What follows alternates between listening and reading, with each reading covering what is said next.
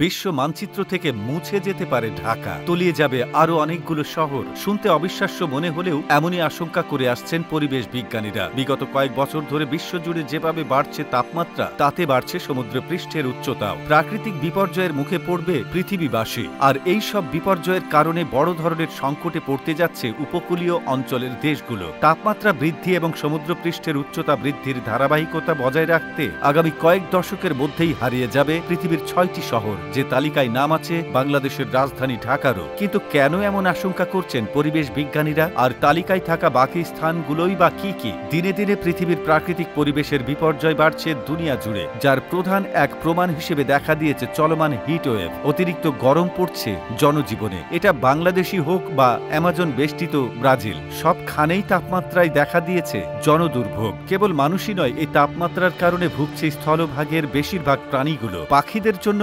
অভয়ারণ্য হিসেবে থাকা বন উজাড় করে বানানো হচ্ছে মানুষের আবাসস্থল। গাছ কেটে শুনশান খোলা জায়গা বানিয়ে হচ্ছে রাস্তা। ফলে যেখানে যে পরিমাণ গাছের প্রয়োজন, সেখান থেকে হারিয়ে যাচ্ছে প্রাকৃতিক ভারসাম্য। সামগ্রিকভাবে এই পরিবর্তন পূর্বে জলবায়ুর পরিবর্তন। অন্যদিকে শিল্প উন্নত দেশগুলোর শিল্প কারখানার মাধ্যমে দূষিত হচ্ছে পানি, বায়ু এবং মাটি। অতিরিক্ত কার্বন ডাই অক্সাইডের নিঃসরণে প্রাণ হারাচ্ছে পৃথিবীর এই বিপদ মানে সকলের বিপদ। আর দিনে দিনে সে বিপদ কেবল বেড়েই চলেছে। আগামীতে এমনই এক বিপদের আশঙ্কা করছেন পরিবেশ বিজ্ঞানী এবং গবেষকরা। তাদের দাবি, আগামী কয়েক দশকে পৃথিবীর মানচিত্র থেকে হারিয়ে যাবে অনেকগুলো শহর, পানিতে তলিয়ে যাবে ঢাকা শহরও। সারা বিশ্বে অনেক স্থান রয়েছে যেগুলো আগামী দিনে বিশ্বের মানচিত্র থেকে সম্পূর্ণরূপে বিলুপ্ত হয়ে যেতে পারে। পাশাপাশি সমুদ্রে বিলীন হয়ে যেতে পারে সেখানকার জনসংখ্যা। এই তালিকায় বিশ্বের 6টি স্থানের নাম পাওয়া গেলে সেখানে ঢাকার কথাও বলা হয়েছে। এদিকে বিশ্বের এমন কিছু স্থান রয়েছে যেগুলো পানিতে ডুবে যাওয়ার দ্বারপ্রান্তে এসে পৌঁছেছে।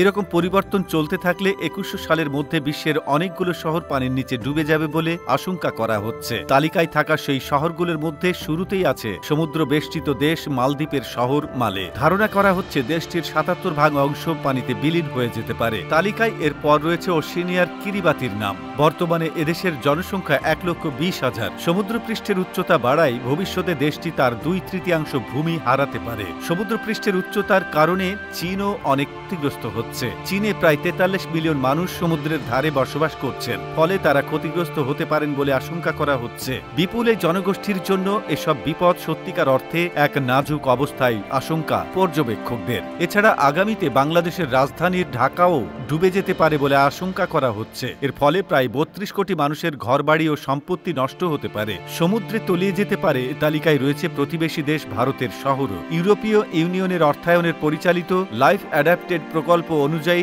আগামী বছর 27 কোটি মানুষের জমি সমুদ্রে ডুবে যেতে পারে। এরপরে তালিকায় আছে থাইল্যান্ডের ব্যাংককও। ওয়ার্ল্ড ইকোনমিক ফোরামের এক প্রতিবেদনে বলা হয়েছে, আগামী সময় থাইল্যান্ডও পানির নিচে তলিয়ে যেতে পারে। ফলে এখন থেকে যদি বিশ্ব নেতারা জরুরি পদক্ষেপ না নেন, এই বিপদ থেকে বাঁচা সত্যিই কঠিন ব্যাপার হবে বলে দাবি সংশ্লিষ্ট বিশ্লেষকদের।